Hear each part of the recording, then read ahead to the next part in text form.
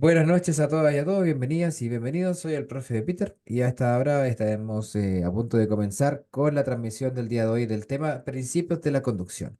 Como decía, la introducción que no quedó guardada y a usted que ya se está incorporando también le va a servir para saber. Vamos a ver las dos preguntas de cálculo o los dos tipos de preguntas de cálculo que pueden salir en su prueba para que usted sepa finalmente cómo es que se pueden calcular, ¿verdad? Y luego vamos a ver 35 preguntas explicadas al máximo detalle posible para complementar lo de la mañana. Ya, eso está guardadito para que usted lo pueda ver. Buenas noches, ahora sí, comenzamos. Vamos con la primera pregunta de la parte de cálculo. Mire, dice, su distancia de detención es de 18 metros, siendo considerada la distancia de reacción 10 metros y la distancia de frenado 8 metros. La pregunta es, ¿cuál sería su distancia de detención si sigue conduciendo en una calzada de idénticas características y condiciones, pero aumenta su velocidad al doble?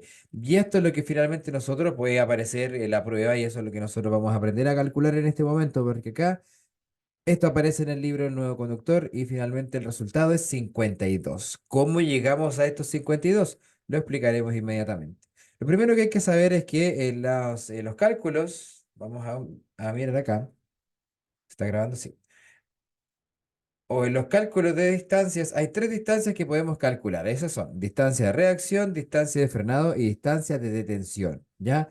Esas son las tres distancias que nosotros vamos a calcular y esas son, claro, las que nos entregan ahí, por supuesto, ya en la pregunta. Y son las que nosotros tenemos que asociar de esa manera. La distancia de reacción sumada a la distancia de frenado me da como resultado la distancia de detención. ¿Ya? Entonces, claro, eso lo evidenciamos de acuerdo a lo que dice el ejercicio, porque el ejercicio nos entrega la información de que, claro, la distancia de detención, las distancias ya están calculadas, ¿cierto? Distancia de detención dice 18 metros, la vamos a llamar DD. Eso como distancia de detención. 18 metros. Y claro, distancia de reacción, la vamos a colocar arriba, la vamos a llamar DR. Distancia de reacción 10 metros más distancia de frenado que la vamos a llamar DF, 8 metros. ¿Sí? Si se fija, 10 más 8 nos da como resultado 18, perfecto. ¿Se cumple con lo que veíamos en la imagen? Claro que se cumple. ¿Sí? Perfecto. Entonces, ¿qué se nos pide acá como pregunta? Dice, ¿cuál es la distancia de detención? O sea, nos están preguntando por otra distancia de detención porque ya, no, ya tenemos un valor acá. Tenemos que la distancia uno es 18, pero nos están preguntando por otra. Si se cumple que seguimos circulando en la misma vía, ¿cierto? Pero aumentamos la velocidad al doble. No sabemos, en este caso, Dani, cuál es la velocidad, solamente sabemos que la velocidad va a aumentar. Ya no tenemos idea si son 20, 30, 40, no sabe, no te dice, pero se dice que aumenta. ¿Aumenta cuánto? Al doble. Entonces, si yo aumento mi velocidad, mis distancias, por ende, van a aumentar también. ¿Y de qué manera? Si mi velocidad aumenta al doble, mi distancia de reacción también aumenta al doble. ¿Por qué? Porque yo voy a recorrer el doble de espacio, ¿cierto? En el mismo tiempo, porque voy a ir el doblemente rápido. Por lo tanto, para reaccionar voy a recorrer el doble de espacio también. 20 metros, ¿cierto? 10 por 2, 20 metros. Esa es la nueva distancia reaccional, aumentar la velocidad al doble. Ahora, ¿qué pasa con la distancia de frenado? Y esto es lo que puede complicar un poco, ¿ya? Porque la distancia de frenado se relaciona con el aumento de la energía cinética, ¿ya? Para que usted sepa, y esto no lo anote por ahí, no lo guarde en su cerebro, ¿ya? La energía cinética, la fórmula es un medio de la masa por la velocidad al cuadrado. Es decir, tiene que ver el peso del vehículo y la velocidad, la relación de la velocidad. Entonces, para no calcular finalmente cuál es ese valor, porque ¿para qué vamos a sabernos esa fórmula si no es necesario sabérselo, si yo tengo que observar y estimar nada más las distancias que necesito para poder evitar chocar, ¿ya? Es que la distancia de frenado aumenta de la siguiente forma. La velocidad se aumenta por 2, ¿cierto? Pero para aumentar la distancia de frenado, yo tengo que calcular eso, 2 al cuadrado. ¿Por qué? Porque la distancia de frenado aumenta al cuadrado del aumento de la velocidad. Es decir, la distancia de frenado aumentaría 2 por 2, o sea, 4 veces. ¿Ya? Por eso acá nosotros multiplicamos por 4 porque aumenta por 2 al cuadrado, porque es el mismo aumento de la velocidad al doble, solamente que elevado al cuadrado nomás, que hace que el mismo número de la base se multiplique por sí mismo esa cantidad de veces, ¿ya? Entonces, claro, 8 por 4 usted lo multiplica, eso me da 32, ¿cierto? Luego, ¿qué hago? Sumo. ¿Por qué? Porque distancia de reacción más distancia de frenado me da como resultado distancia de detención, 20 más 32 y me da 52 metros. Ya, esa es la explicación al respecto de este ejercicio. ¿Se ve largo? Sí, porque la explicación fue larga para lo mismo, para tratar de ser lo más detallada posible. Ahora muchas veces eso puede generar dificultades también. Por lo mismo se invita a que usted le tome pantallazo a esto, trate de pensar un poco la fórmula, tratar de más o menos acordarse y por supuesto volver a ver esto que va a quedar guardado en nuestro sistema para que pueda repasar cuantas veces quiera. Las dudas las puede escribir en el chat, por supuesto, también, ¿ya? Esa es la idea. Esta es una de de las preguntas de cálculo que podrían eventualmente salir en su prueba teórica municipal. Porque hay otra pregunta también que se calcula de otra manera. Ya para que pasemos a la siguiente pregunta. ¿O la dejamos al final mejor? No, pasemos al tiro nomás con esa pregunta, ¿ya? Pero recuerde, este es un tipo de pregunta. Ahora vamos a ver otro tipo de pregunta, ¿ya? Mire, vamos a borrar la pizarra. Buenas noches, Elvin. Vamos al otro tipo de pregunta. Mire, aquí está. Al circular a una velocidad de 70 kilómetros por hora, ¿qué distancia en metros se recorre aproximadamente en un segundo? A, 10 metros, B, 40 metros o C, 20 metros. Usted también, si quiere, puede compartirnos sus opiniones en el chat libremente porque acá vamos a explicar, y esto es algo aproximado también, al igual que la fórmula anterior, estas fórmulas que vamos a ver ahora también son aproximadas y solamente le van a servir en caso de que usted necesite calcular esto en la prueba, ¿ya? 20 metros aproximadamente. ¿Y cómo se calcula esto? Para este tipo de preguntas, yo lo primero que ya me puedo dar cuenta es que aquí sí me dice a qué velocidad voy. En la pregunta anterior solamente me aparecía que la velocidad a la que yo iba, que no sé, ¿no? Porque no se ha mencionado, se aumentaba al doble, pero acá no, acá dice voy a 70, ¿sí? Tengo la velocidad, yo sé que tengo la velocidad, por lo tanto ocupo otra forma de calcularla. ¿Cómo se calcula eso? Las distancias son las mismas, ¿ya? Distancia de reacción, distancia de frenado, distancia de detención, son las mismas. La idea, lo diferente de esto es que se está calculando en base ahora a un valor que ya sabemos, que es la velocidad. Entonces, claro, para calcular todo, aquí tenemos la velocidad 70 kilómetros por hora. Claro, como es aproximado, José, tomamos la más cercana y para allá vamos, ¿ya? Pero bien la observación. Si tenemos 70 kilómetros por hora, tenemos que usar solamente la primera cifra, la que es 7 en este caso, ¿ya? Bien, Les. Si fuera, por ejemplo, 120 kilómetros por hora, ahí tendría que ser 12. Los primeros dos, dejando solo el cero al final, ¿ya? Entonces, claro, aquí se necesita solo el primer dígito, 7. Para calcular primero que todo la primera distancia, que es la distancia de reacción, yo ocupo el 7. ¿Ya? El 7 por, y lo multiplico por un factor, como usted lo ha dicho ahí, Les, en el chat lo multiplico por un factor que es un número fijo que me permite calcular esto para todas las velocidades, y eso es 3. 7 por 3, ¿ya? Eso finalmente me aproxima la distancia de reacción que es 21 metros.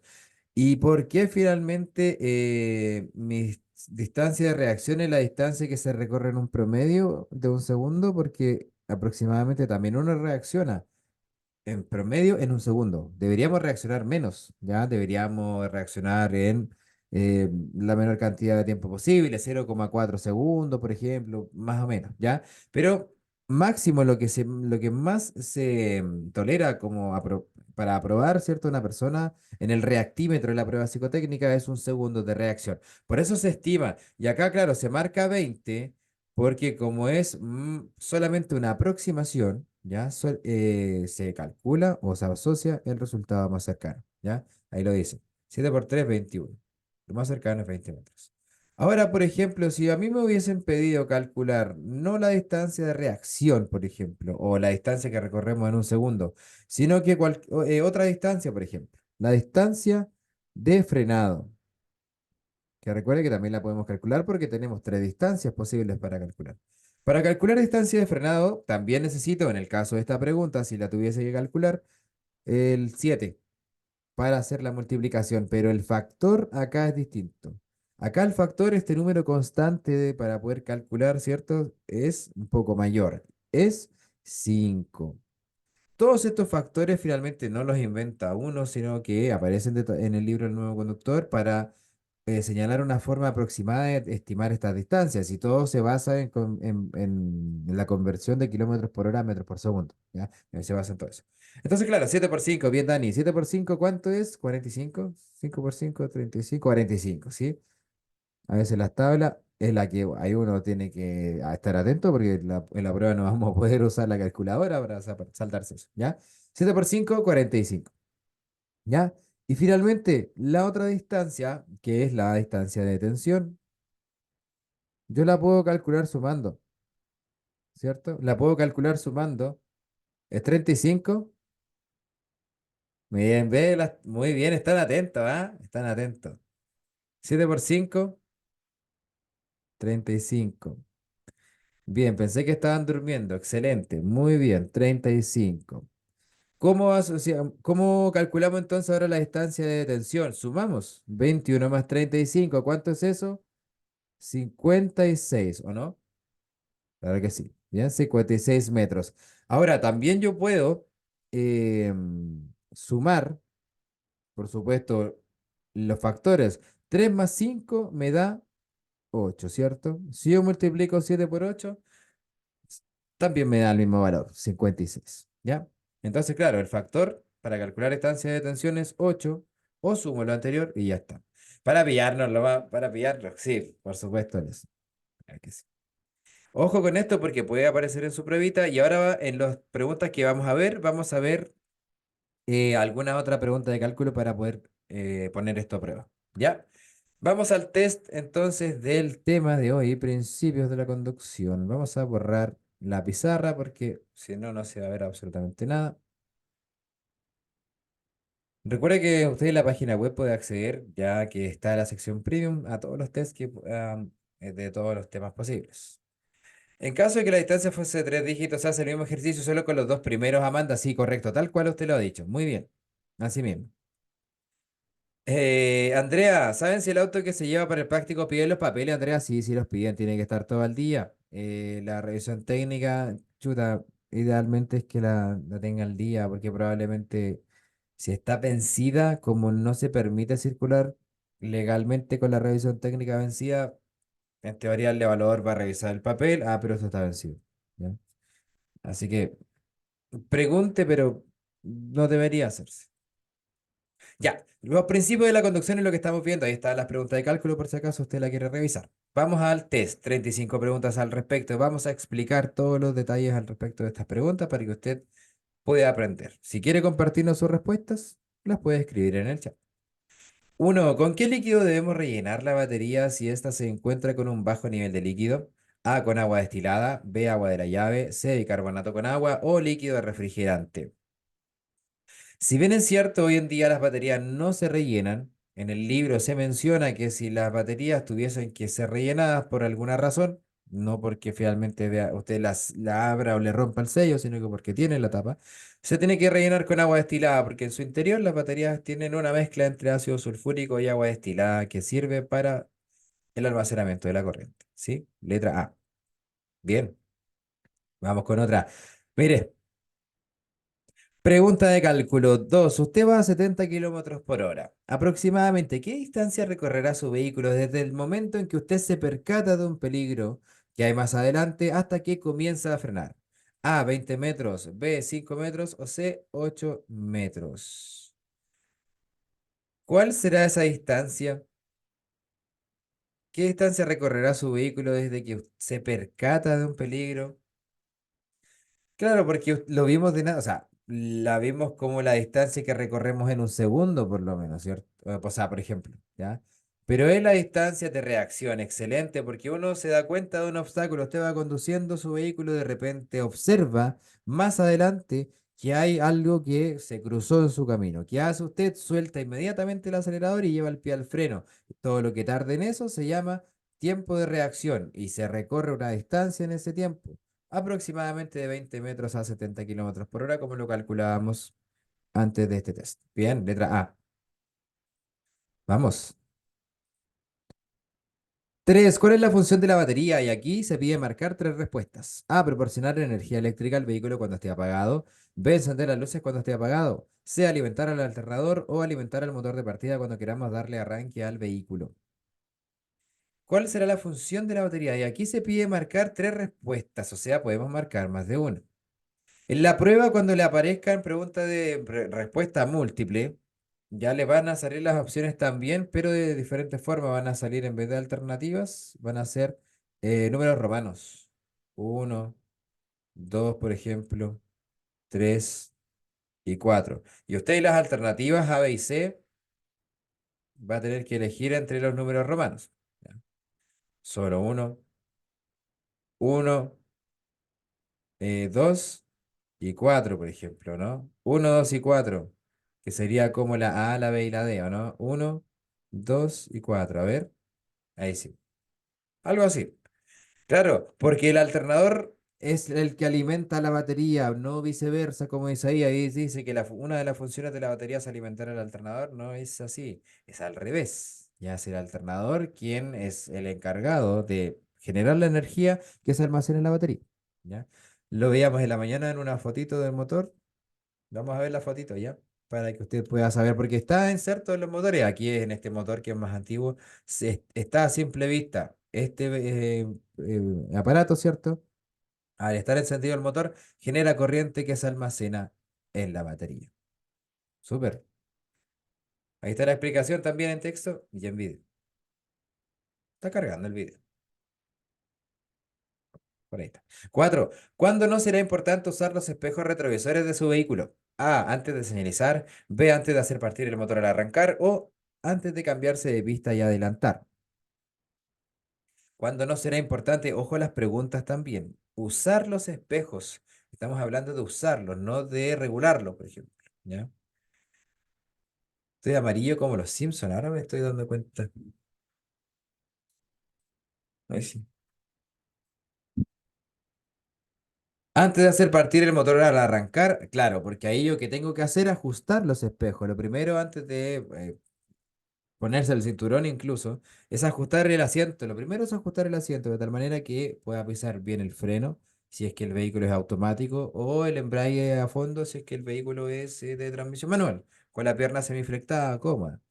Y ahí es cuando yo ajusto para después usarlos. Letra B.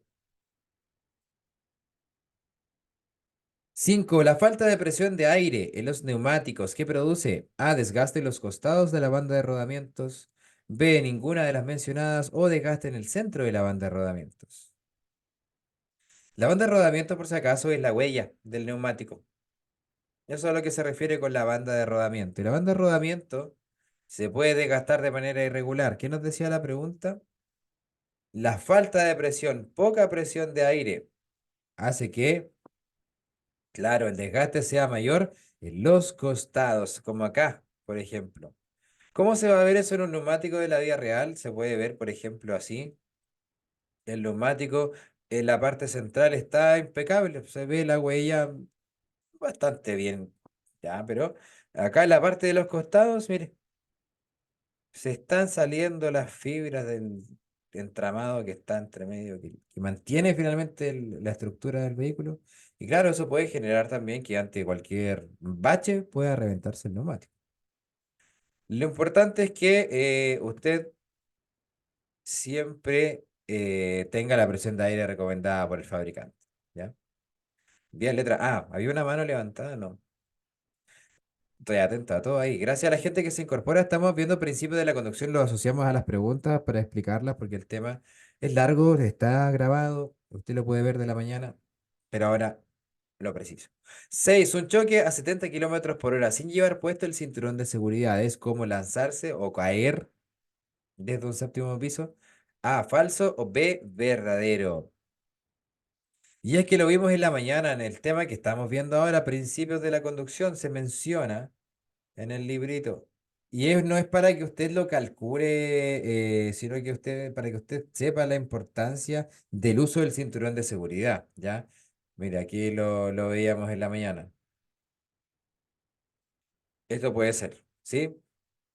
Si puede salir en la prueba, por supuesto, mire, a 70 kilómetros por hora es como caer desde el séptimo piso, aproximadamente el hecho de chocar sin tener el cinturón puesto. ¿Ya? Esto sale en la página 26 del libro El nuevo conductor, ¿ya? Aproveche de tomarlo en pantallazo porque finalmente, claro, puede aparecerle, no sé, 90 kilómetros por hora, que equivale a una energía a caer desde el piso 11 y así, ¿ya? Bien.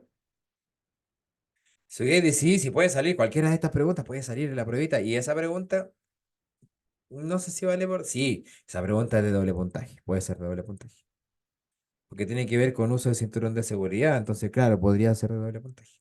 7. Respecto al uso del cinturón de seguridad, ¿cuál de las siguientes afirmaciones es verdadera? A. El uso del cinturón de seguridad es innecesario al circular a una velocidad menor a 30 kilómetros por hora. B. El uso del cinturón de seguridad disminuye las muertes producidas por los siniestros de tránsito. O el uso del cinturón de seguridad es menos útil para los pasajeros que van en el asiento de atrás. O sea, no sé si se indica eso en el libro, parece que todo lo contrario se indica, ¿cierto? Se indica que el cinturón de seguridad en conjunto con el airbag puede reducir hasta en un 50, bueno, entre un 20, partiendo de un 20% hasta un 50 tal vez, las lesiones de carácter grave. Fatal, letra B. 8. El líquido refrigerante del sistema de refrigeración de nuestro vehículo pasa por canales alrededor del motor hacia A, el alternador, B, el radiador o C, el carburador. El radiador, muy bien, la gente que responde en el chat. Usted que también está ahí de testigo del test, no se preocupe si no responde, pero lo importante es que también vaya resolviendo todas sus dudas. También puede comentarnos en el chat, ¿ya?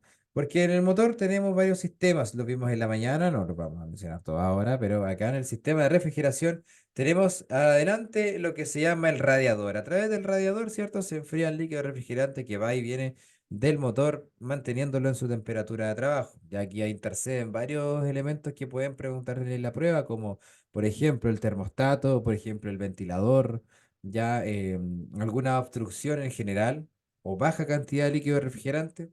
Todo eso que acabo de mencionar puede ocasionar una alza de temperatura en el sistema. ¿Ya?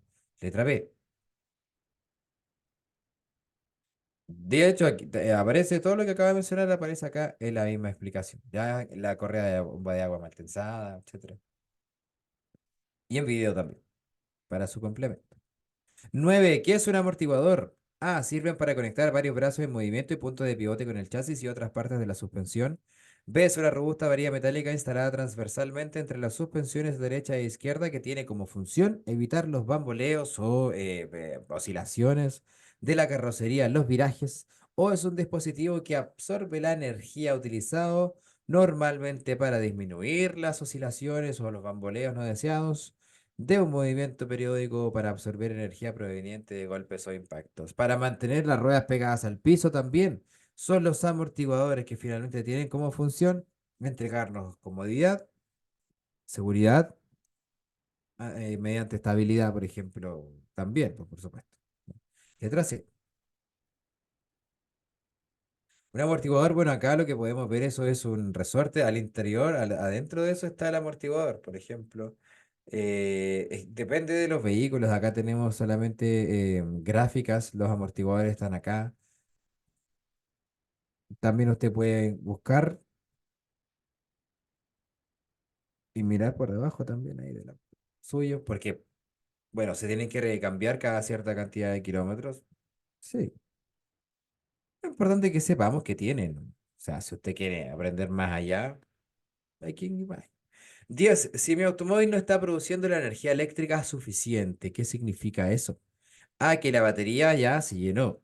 B, que el alternador se sobrecalentó. C, falta de tensión de la correa del alternador o que el motor posee pocas revoluciones por minuto. El alternador, que es este dispositivo que se encarga de producir la energía eléctrica, ¿cierto? No va a producir correctamente la energía si la correa no está bien tensada. ¿Se acuerda que mostrábamos delante en el motor de un vehículo? Este vehículo es del año 97, es un Toyota Corolla, ahí para los más avesados de la conducción, Toyota Corolla 97, motor 1.6, muy lindo auto. Y el alternador a la vista se ve también la correa, o sea, a la vista está la correa que hace que gire el alternador. Ya con este alternador si gira bien por la correa, no debería pasar nada. Ahora, si por ejemplo en algún momento el alternador se sobrecalentó o si el regulador de voltaje no está funcionando, eso puede generar mayor corriente, ¿ya? Porque o si no hay regulador de voltaje y el motor funciona a poca revolución por minuto, igual pueden haber problemas, pero lo que le van a preguntar en la prueba esto es, falta de tensión en la correa del alternador. Y lo menciona, po. Dice aquí que la correa del alternador esté lo suficientemente tensa. Y también esto tenemos que controlar respecto del sistema eléctrico. Letra C. Pregunta número 11. ¿Qué significa esta luz de advertencia en el panel de instrumentos? A. Intermitentes de advertencia de peligro. B. Freno de mano puesto. C. Luces altas. B. Luces... No. D. Luces neblineras.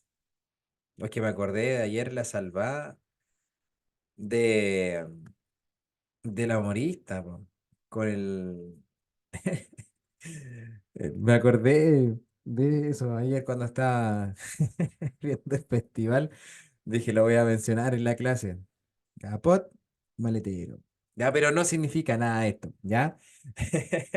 Todos se acuerdan del curso de conducir ahí con esa canción, sí. Bien, intermitentes de advertencia de peligro son ya las que usted puede encontrar en el tablero de su vehículo, básicamente. Eso va a depender del tablero, del tipo de vehículo, donde vaya a estar posicionada esa luz, ¿cierto? A ver, tengo una foto por acá, yo, pero no. Bueno, depende de su vehículo donde esté posicionado. A ver si está. No veo absolutamente nada ya. Ah, no sé, aquí está. En este vehículo, ahí está.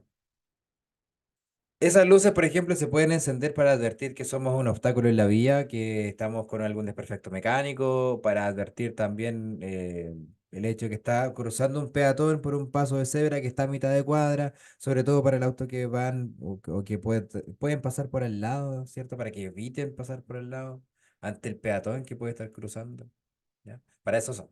Letra A, no para estacionarse en doble fila o donde no corresponda, como se suele ver. 12. ¿Cuál de las siguientes afirmaciones sobre el cinturón de seguridad es falsa, incorrecta?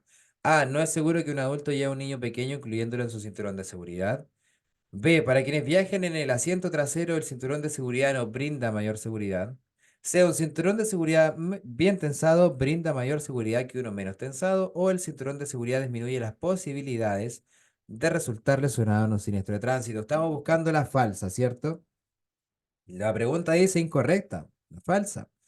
Para quienes viajan en el asiento trasero, para todos brinda seguridad. Ya la ley dice, y esto puede ser pregunta de prueba, que los vehículos de fabricación del año hasta el año 2002, ya menores del año 2002, 90 o sea, 2001, 2000, 99, de ahí para allá, no necesitan o no se exige legalmente el uso del cinturón en el asiento trasero. Ahí puede legalmente usted argumentarlo, ¿ya? Pero, sin embargo, se sugiere que incluso en esos vehículos de año menor al 2002, como van a tener cinturón igual por el diseño, ¿ya? Se ocupen, de todas formas, ¿ya? Porque igual brinda, brinda seguridad. Se indica en el libro El nuevo conductor que la posibilidad, em, o sea, la reducción del impacto que puede generar, por ejemplo, en una persona, el hecho de chocar de frente e irse impulsado desde el asiento trasero hacia el asiento delantero, se puede disminuir hasta en un 300%. Bueno, todas esas estadísticas aparecen y la vamos a ver también. Es lo que viene que es individuo en el tránsito. Ahí vemos todo este tipo de estadísticas también. B, falsa. De hecho, también lo vimos como excusa en el cinturón de seguridad y lo vamos a repasar. 13. El exceso de inflado en un neumático que produce A. Deterioro de la válvula de inflado. B, desgaste en el centro de la banda de rodamientos del neumático. O desgaste en los bordes de la banda de rodamientos del neumático. Delante veíamos que el desgaste, si se producía mayormente en los bordes, era porque la presión de aire era menor, ¿cierto? Lo respondimos. Ahora estamos hablando de una presión de aire un poco excesiva, un poco más de lo recomendado por el fabricante. Eso puede generar que el neumático resbale con mayor facilidad. ¿Por qué? Porque la única superficie de contacto va a ser el centro. Y con el tiempo, ¿cierto? No inmediatamente. Con el tiempo el centro del neumático se va a desgastar en mayor medida. Esa es la idea de ir regulando la presión de aire como corresponde. B, evitarse todo esto. 14. El sistema ABS solo es útil en situaciones de A, escasa adherencia, pero solo en lluvia. B, escasa adherencia como en lluvia, nieve, barro, etcétera. O en situaciones de buena adherencia como en lluvia, nieve, barro, etcétera. El sistema ABS, bueno, lo vimos también en la mañana. Vamos a ver un videito porque en la mañana vimos el ABS en una gráfica, ahora lo vamos a ver en realidad. Mire, aquí hay una comparación entre un vehículo, en un mismo vehículo, con el sistema ABS funcionando y sin el sistema ABS funcionando, ¿ya?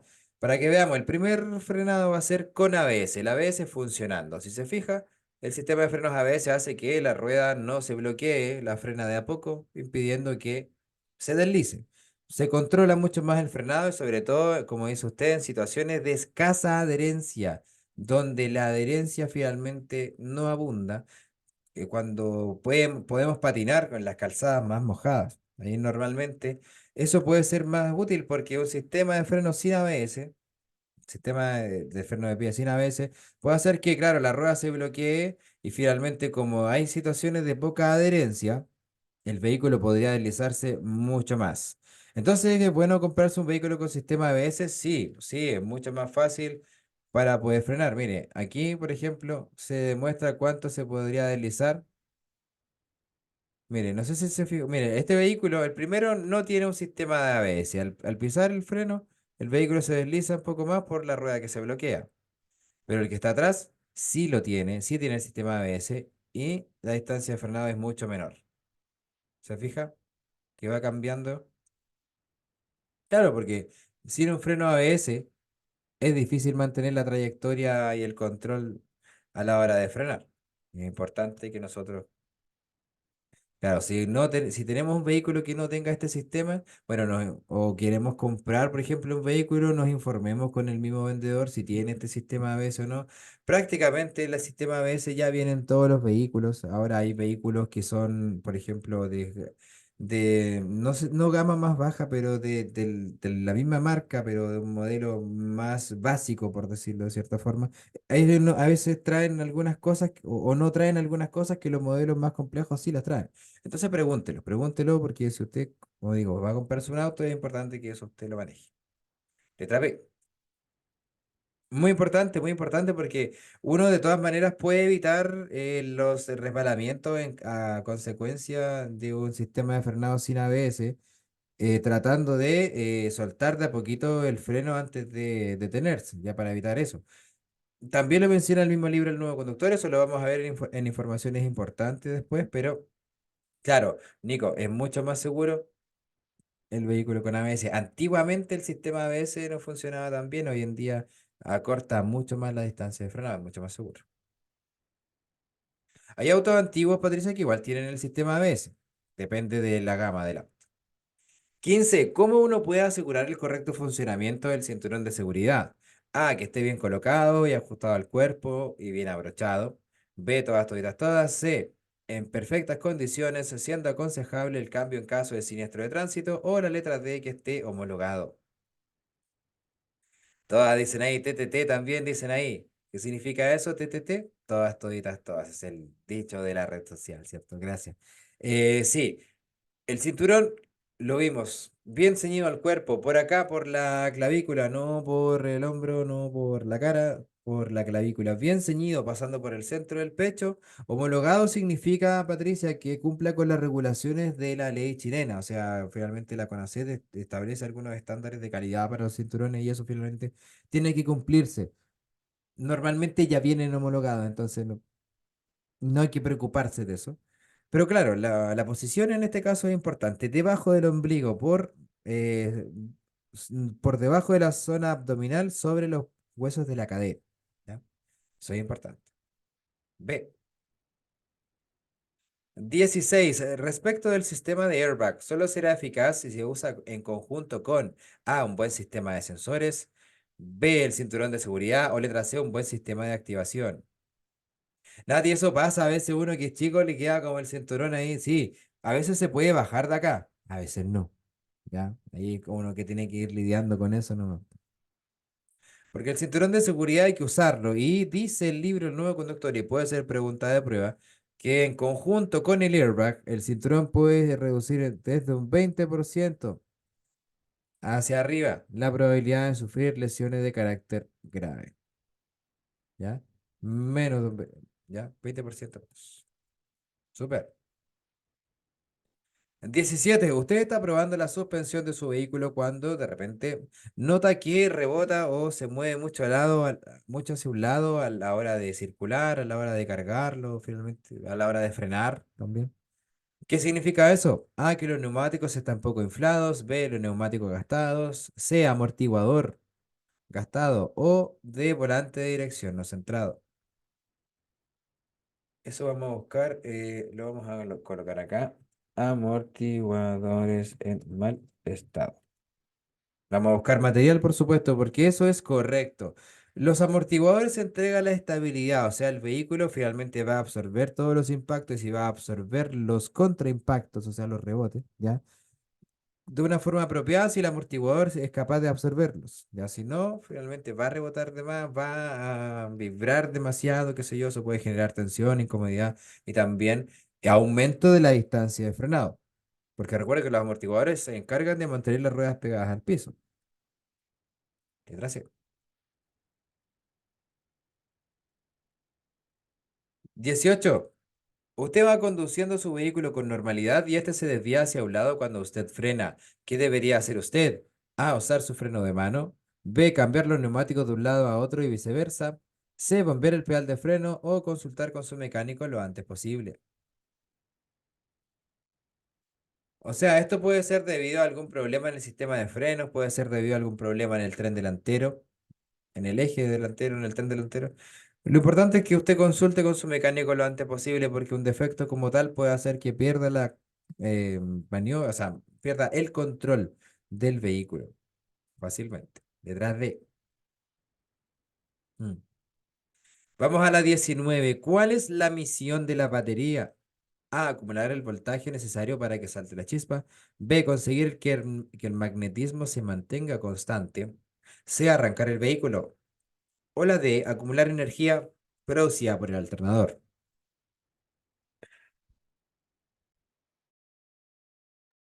Sí, claro, lo mencionábamos delante, el alternador es ese dispositivo, es como el cargador de la batería, es como si el vehículo pudiese, bueno, cargarse por sí solo, que de hecho lo hace, ¿ya? Pero claro, el alternador produce la energía, la batería la acumula. Sí, claro, letra D.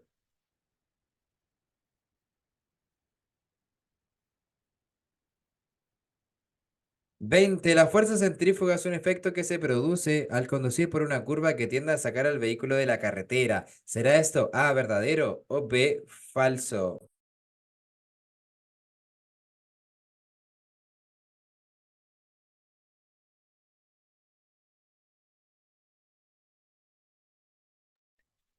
Letra A, por supuesto, verdadero. O sea, la fuerza centrífuga es aquella fuerza que se presenta en las curvas al momento de tomarla, al momento de girar. Si usted yo creo que usted ha experimentado la fuerza centrífuga. ¿Y cómo se da cuenta de eso? En algún momento, en algún vehículo, cuando ese vehículo, donde usted va circulando, haya tomado una curva, si usted se ha inclinado hacia el lado contrario por el mismo hecho de la curva, esa es la fuerza centrífuga actuando porque se encarga de, digamos, o sea, puede generar que nosotros no salgamos de la vía, ¿ya? Eso es verdadero. Andreita, ¿cómo está? ¿No podría dar el mañana el teórico y otro día el práctico? Pregúntelo en la municipalidad, Andrea, porque eso tal vez podría hacerse, ¿ya? Buenas noches, Mary Franco. Una pregunta, ¿qué es el radio de viento? ¿El radio de viento no será el radio de la curva? Porque radio de viento, ese concepto en sí no se menciona en el libro, pero el radio de la curva o el viento de forma aparte, ahí se menciona. 21. ¿Qué afirmación es correcta con respecto al cinturón de seguridad? A. Un cinturón de seguridad bien tensado brinda mayor seguridad que uno menos tensado. B. No es seguro que un adulto lleve a un niño pequeño, incluyéndolo en su cinturón. C. El cinturón de seguridad disminuye las posibilidades de resultar lesionada en un siniestro de tránsito. O la D, que es toditas. Todas, toditas, todas. Como usted lo ha dicho. Bien, el cinturón de seguridad es para cada persona. ¿Ya? Es para cada persona. No es seguro que un adulto lo lleve a un niño en el cinturón. Para eso están los sistemas de retención infantil, que se eligen de acuerdo a la contextura. Eso lo vemos en individuo en el tránsito. Todas, toditas, todas. Pregunta. César dice, hola, ¿usted sabe si el certificado de haber salido de la media sirve para llevarlo en vez de octavos? Sí, claro, sí, sí, sí, se puede. De hecho, según la ley de tránsito, usted tiene que acreditar 8 años de estudio por lo menos. Ya para gente que venga del extranjero, no tenga los estudios certificados en Chile, puede dar una prueba de cuarto medio, que es la prueba de homologación que está libre en el Ministerio de Educación, pero basta con tener 8 años de educación. Puede ser de hasta el título profesional, el título universitario. ¿Ya? No sé, Nati, es que eso va a depender de la municipalidad en sí, la verdad. Ya. Qué suerte. 22. La distancia de frenado es aquella que recorre un vehículo desde que el conductor presiona el freno hasta que el vehículo se detiene. De las siguientes variables, ¿cuáles influyen en la distancia de frenado? Marque la o las respuestas correctas. A, las condiciones climáticas. B, la velocidad. C, el alumbrado público. O D, el estado de frenos y neumáticos. El estado de frenos y neumáticos, sí, claro que incide en la distancia de frenado, porque la distancia de frenado va a influir todo lo que tenga que ver con las condiciones de adherencia de la vía, ya sea pavimento mojado, por ejemplo, o no mojado. También las condiciones de la adherencia de los neumáticos, porque las huellas, si no están en su nivel adecuado o la presión de aire no está en su nivel adecuado, también puede variar todo eso. Y la velocidad. A mayor velocidad, mayor probabilidad de que ocurra el efecto de aquaplaning, que lo vamos a ver en conducción en circunstancias especiales. Habéis de.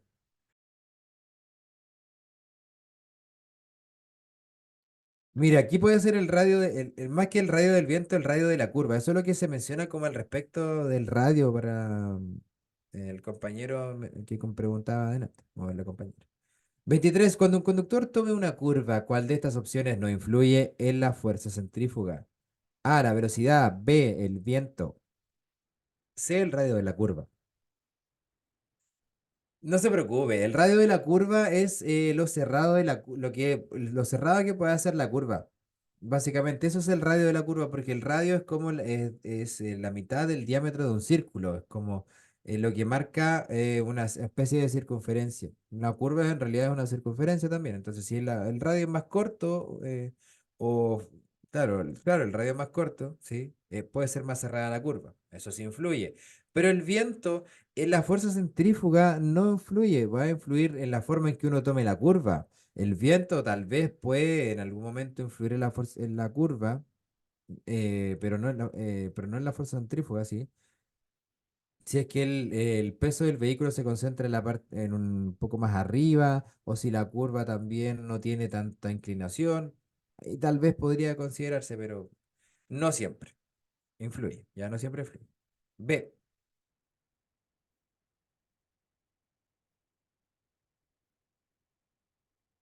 24. Respecto al sistema de frenos, el servofreno funciona solo con el motor en marcha. Por eso hay que tener cuidado al ser remolcado o si el motor se detiene repentinamente, porque A, el freno será más sensible y frenará bruscamente. B, no hay que tener especial cuidado porque el freno funciona igual. C, perderá la fuerza por lo que deberá presionar mucho más el pedal para lograr el frenado, mucho más fuerte el pedal. O letra D, aumentará el doble la fuerza de frenado debiendo frenar suavemente. Lo veíamos en la mañana, ¿cierto? ¿Se acuerda que mencionábamos el servofreno? Bueno, el servofreno es en realidad esta bomba que funciona cuando nosotros tenemos el motor encendido, ¿ya? Mencionábamos también en la mañana que usted, por ejemplo, puede frenar con suavidad su vehículo gracias al servofreno, porque cuando usted pisa, por ejemplo, si usted va circulando, usted va andando su vehículo, de repente quiere frenar, si usted pisa muy fuerte el pedal, el vehículo va a frenar bruscamente, ¿ya? Eso es gracias al servofreno, porque el servofreno necesita solamente de un poquito de fuerza para activarse y multiplicar esa fuerza que va a llevar el líquido de frenos a frenar la rueda. ¿Vale? Entonces, si eso, o si el motor no está encendido, el servofreno no va a funcionar. ¿Y usted va a frenar? Sí, va a frenar, pero va a tener que pisar el pedal mucho más al fondo y con más fuerza. Letra C. Bien, 25. Si después de conducir notó que hubo muchas vibraciones y los neumáticos con el paso del tiempo se desgastan. Se puede deducir que A, está desalineado el vehículo, B, los cambios están desajustados, C, la transmisión está defectuosa o D, el embrague no funciona. La alineación y el balanceo de neumáticos son muy importantes. Ya la alineación finalmente es en qué grado está inclinado cada neumático. Ya puede ser un camber, digamos, excesivo, positivo y un camber negativo, una inclinación positiva o negativa. ¿Ya? Puede ser que también, eso es la alineación, ¿ya? El balanceo de neumáticos también tiene que ver mucho con esto de la vibración en el volante, sobre todo en los neumáticos delanteros, porque el balanceo hace que la rueda no gire así, ¿ya? Sino que gire parejita, ¿ya? Entonces, que el neumático se mantenga parejo y que gire parejo es lo que tenemos que tener en cuenta. Alineación y balanceo. Letra A. No sé si se ha fijado en algún auto, no, no es tan común, antiguamente sí hay un auto que la rueda le hacía, pero como así. Y uno le daba la impresión de que se iba a salir de esa rueda. Y el riesgo que se corría, claro. El miedo que pasa a uno también. 26. En un automóvil, ¿sobre qué ruedas actúa el freno de servicio o freno de pie? A, sobre todas las ruedas. B, sobre una rueda delantera izquierda y una rueda trasera derecha. C, sobre las delanteras o sobre las traseras. El freno de servicio, que es el freno de pie, es el freno que le va a ayudar a detener su vehículo cuando usted quiera frenar en caso de emergencia, ¿cierto? Pero ahí a fondo, freno, ese actúa sobre todas las ruedas. ¿Ya? Ahora, el que actúa sobre las ruedas traseras, porque hay otro sistema de freno, son dos sistemas de freno, freno de servicio, que actúa sobre todas las ruedas, y el otro es el freno de estacionamiento o freno de emergencia o freno de mano, ¿ya? Todo es el mismo freno, ya le vamos a colocar el freno de mano, que ese es el que actúa sobre las ruedas traseras, ¿ya? Por eso la gente que suele hacer derrapes, ocupa el freno de mano para poder derrapar, porque el freno de mano bloquea inmediatamente las ruedas traseras y eso hace que el vehículo roncee con mayor facilidad. Usted no lo haga en la vía pública. Letra A. 27. ¿Cuál es una posible causa del sobrecalentamiento del motor? A. Insuficiente paso de agua caliente alrededor de la calefacción. B. Bajo nivel de agua en la batería. C. Batería con baja carga. O sistema de refrigeración obstruido, falta de líquido o fugas. Sobrecalentamiento del motor. De hecho, lo mencionábamos delante. El termostato obstruido. Ahí puede ser el mismo sistema de refrigeración obstruido. La tapa del radiador, falta de líquido, la bomba de agua no funcionando, el ventilador no funcionando, etcétera. Todo lo que finalmente tenga que ver con el sistema de refrigeración que no esté funcionando va a sobrecalentar el motor. Le da D. 28. Conduzco mi automóvil con mayor seguridad si A. Solo uso gasolina en vez de otros combustibles. B. Aprendo cómo funciona para tenerlo en buenas condiciones o no cambio el filtro de aceite del motor. O sea, yo tengo que, claro, por supuesto, aprender cómo funcionan mis conocimientos de la conducción. Tienen que partir en mi auto. O sea, si yo aprendo en una escuela de conducir, probablemente me voy a acostumbrar al asiento de la escuela de conducir, al embrague de ese auto, al acelerador, a todo lo que finalmente va a tener que ver como con la dimensión también y como todo, ¿ya? Pero cuando vaya a su vehículo probablemente va a ser diferente la sensibilidad, la forma de manejar, los comandos, la dimensión. Entonces, claro, tenemos que acostumbrarnos a nuestro vehículo. Si ya aprendió, ya hizo un curso de conducir, le recomiendo que se adecue a su vehículo. Y porque ya o sea, si le dijeron que pasó es porque ya puede circular sin ningún inconveniente. Ahora, claro, mucha gente lo hace de esa forma, aprende por su cuenta, pero sea consciente y no olvide que eso es una infracción que puede ser sancionada como gravísimo, ¿ya?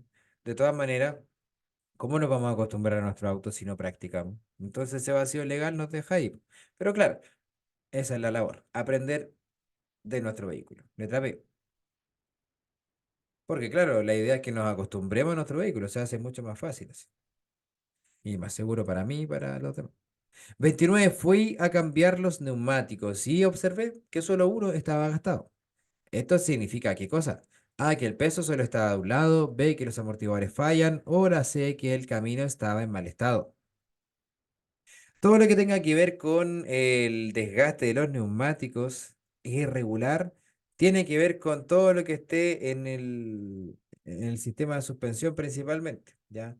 Finalmente amortiguadores, el mismo vehículo desalineado, ¿ya? Todo eso finalmente desgasta los neumáticos de forma irregular.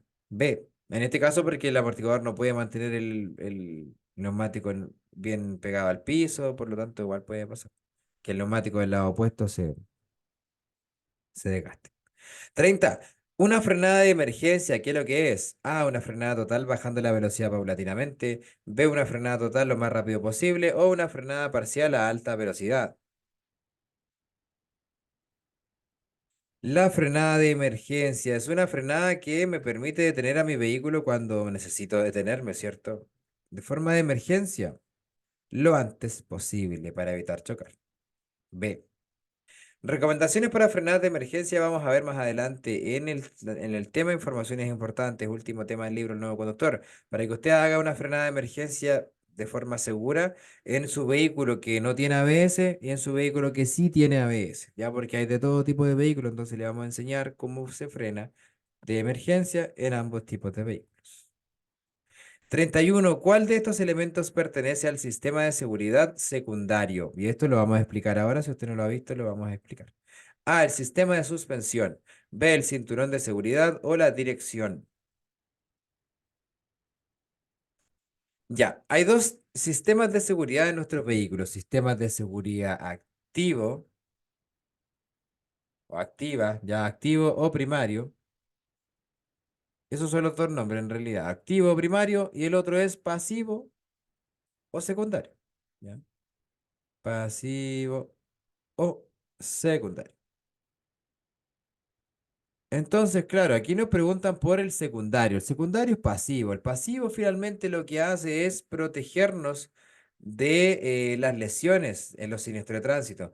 Pero eso actúa después. El pasivo es el segundo que actúa, es el secundario. Por eso dice secundario, porque es el segundo que actúa. El primero, el primario, será activo.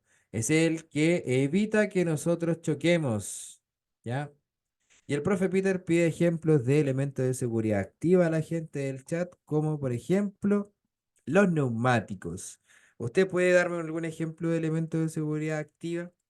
A diferencia de los neumáticos, porque los neumáticos, si yo lo tengo en buen estado y los tengo con una buena huella, por ejemplo, presión de aire, también pues, voy a evitar chocar. O sea, si yo me mantengo con buena adherencia al pavimento, yo evito chocar. Claro. Los espejos, por supuesto, si yo muy bien, si yo los ajusto bien y los observo cuando corresponde, evito siniestros, sí, claro.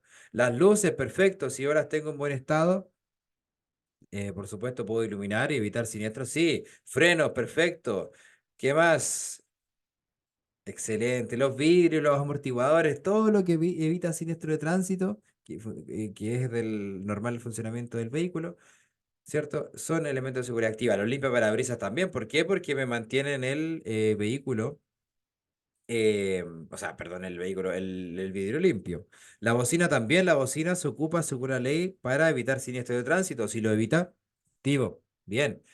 Por otro lado, el pasivo o los secundarios, si es que ya no funcionó, porque no alcancé a frenar, porque la calzada estaba por cualquier razón el elemento activo no funcionó, yo choqué, chocamos, ¿ya? Ahí empiezan a actuar los elementos pasivos. Y aquí usted puede también dar algún ejemplo en el chat. Por ejemplo, bien, Johannes, airbag, la silla de bebé, el cinturón de seguridad, el apoyacabezas también, ¿ya? Hay varios ejemplos al respecto también, aquí, ¿ya?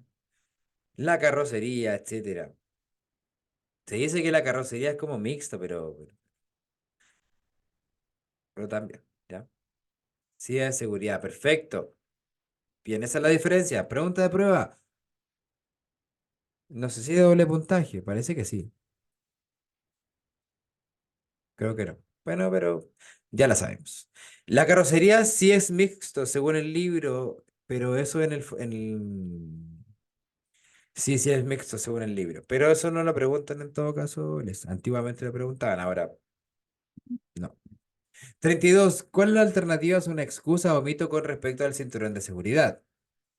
Y hay varias. A. En muchos accidentes los ocupantes quedaron atrapados dentro del vehículo por el cinturón de seguridad y fallecieron por no poder salir a tiempo. B. Sobrevivir a un siniestro de tránsito depende netamente de la suerte o de la casualidad, por lo que el cinturón no es de gran ayuda. O no voy a tener siniestro de tránsito, por lo tanto no necesito usar el cinturón de seguridad. Tres excusas de las chorro que hay. Hay como 10 excusas más o menos que se mencionan. No hay excusa que valga para no usar el cinturón de seguridad en todo vehículo que lo tenga. A veces. Claro, ahora en los vehículos, por ejemplo, en los colectivos, en las micros no se exige, pero vehículos particulares sí. La diferencia está en la profesional de la licencia, que muchas veces no dice nada. 33. Una temperatura del motor demasiado alta puede deberse a qué cosa? A. Una alta cantidad de líquido refrigerante. B. A una obstrucción del sistema de refrigeración o a una correa de la bomba de agua tensada correctamente. Obstrucción del sistema de refrigeración, ¿cierto? Todo lo que no tenga que ver con el sistema de refrigeración, que no funcione bien, poco líquido refrigerante, por ejemplo, lo que ya hemos mencionado, causa una temperatura del motor demasiado alta. B. Este tema que estamos repasando el día de hoy, principio de la conducción, es el tema más largo del libro El nuevo conductor, me atrevería a decir, junto con normas de circulación, ¿ya? Pero este tema es más difícil. Y usted puede repasar lo que vimos en la mañana en detalle, porque ahí estuvimos hora y media detallando el tema. Así que está guardadito en nuestra plataforma para que usted lo revise. 34. ¿Cuál de las siguientes frases es verdadera con respecto a la caja de cambios? A. En los vehículos automáticos la palanca de cambios es más pequeña. B. En los vehículos automáticos no hay pedal de embrague. O C. En los vehículos que no son automáticos pueden no tener palanca de cambios. La A y la B dice la Dani. No necesariamente hay vehículos automáticos que tienen una palanca gigante. Hay otros vehículos automáticos que tienen botones. Hay vehículos automáticos que tienen una perilla. Va a variar en realidad, pero no necesariamente más pequeña. Ahora, lo que sí es real en los vehículos automáticos es ese placer, ¿no? Ese gustito que le da a uno de repente, porque que no coordina bien el pie izquierdo, ¿cierto? De no haber embrague. Aquí uno lo que hace es usar el pie derecho y uno dice, ay, el embrague, no se me va a apagar el auto, por lo menos. ¿Ya? Hay mucha gente que le gusta, a mí en lo personal me acomoda bastante los automáticos, ¿ya? ¿Cómo se enciende un automático correctamente? Qué buena pregunta, Nati. Ahí depende del automático, pero normalmente se pisa el freno de pie y se aprieta el botón o se gira alguna llave, ¿ya? ¿Y cómo se apaga? También o se pone el parking, se pone la P de parking y después se apaga. Ahí vamos a tener un videito prontamente para usted. Y bueno, y va a depender del auto también. Usted me puede igual compartir sus preguntas al Instagram. Al tiro en parking, no, no, no, se pasa directo a parking nomás, Nati. Se pasa. Ahora, si es que está en una subida, ahí se coloca con el freno de estacionamiento primero, o en una bajada, pero lo hablamos después. 35. En relación a los frenos de un vehículo, ¿cuál afirmación es incorrecta? Y después de esta pregunta, Nati, podemos retomar eso. A. Los vehículos equipados con ABS no pierden el control de la dirección en frenadas sorpresivas o intempestivas. B. Los vehículos tienen dos sistemas de frenos que actúan independientemente uno del otro. O letra C. Los vehículos, refiriéndose a los vehículos livianos, tienen tres sistemas de frenos que actúan en forma conjunta a través de un proceso automatizado. ¿Y por qué finalmente hice ese hincapié en el hecho de que se refiere a vehículos livianos? Porque hay vehículos que efectivamente tienen tres sistemas de freno o más sistemas de freno, como los buses o los camiones, ¿ya? Pero si hablamos de vehículos livianos, solamente son dos los sistemas de frenos, que son el freno de servicio o el freno de pie, que actúa sobre las cuatro ruedas, y el freno de estacionamiento, freno de mano, freno de emergencia, que actúa sobre las ruedas de atrás o traseras, ¿sí? Bien, con esta pregunta y luego de cerrar el test, si gusta, Nati, podemos comentar un poco más allá de los autos automáticos para despedir a la gente que nos ha acompañado hasta hora de la noche en este test de repaso de este tema, que es principio de la conducción, que es uno de los que, como digo, cuesta más, es más largo, sobre todo porque nos estamos encontrando recién con un vehículo y muchas veces hay gente que quiere solamente, que quiere conducir el vehículo y no chocar el vehículo, pero también hay que aprender de cómo funciona el vehículo para evitar los riesgos de la vía. ¿Ya? Entonces, usted que está presente, Alejandra, Anderson, Andrea, Astrid, Beatriz, Camila, César, Claudia, Constanza, Daniela Galleguillo, Daniela Osorio, Daniela Ramos, Don Albert, Elvin, Emilia, Enoch, Enoch, ¿cierto? Facundo, Francisco, Hortensia, Ivonne, Javiera, Yasmín, Jesly, Johannes, Johan, Júpiter, Jorge, José, Joseph, Joshua, Karen, Catherine, Ketia, Les, Lisette, Lorena, Marcelo, María, Marta, Mauricio, Mauricio por dos, Mary Franco, Mila Calderón, Nata Correa, Natalia Oñate, Nicole, Ninosca, Pamela Vargas, Patricia por dos, Polita, Romy, Trinidad, Valentina, Verónica, Watson, la persona del Xiaomi, Chio, Sugeibi. A cada uno de ustedes, gracias por acompañarnos. Esto queda guardado, lo puede repetir cuantas veces quiera. Mañana nos volvemos a encontrar para ver el tema número 3 del libro El nuevo conductor. ¿Qué es? ¿Cuál es el tema número 3? Vamos a ver el tema número 3. Creo que es conducción eficiente, ¿no? Vamos a ver inmediatamente, señoras y señores, porque aquí lo tenemos ya. Convivencia vial, conducción eficiente al final. Convivencia vial, tema muy importante para hoy en día. Nos vemos, que tenga una buena noche. Gracias a la gente que está viendo también en la plataforma el video guardado. Nos vemos. Chau, chau. Ah, no, pero, me olvidé, Nati, por supuesto. ¿Dónde está Nati? ¿Se fue? Yo había quedado en hablar de eso, sí, pues ya me estaba yendo. Pero paré la grabación, o no, no he parado la grabación. Ahora sí. ¿O no? Sí, se detuvo. Ya se detuvo. Ya, Nati, entonces para el vehículo automático, gracias a la gente que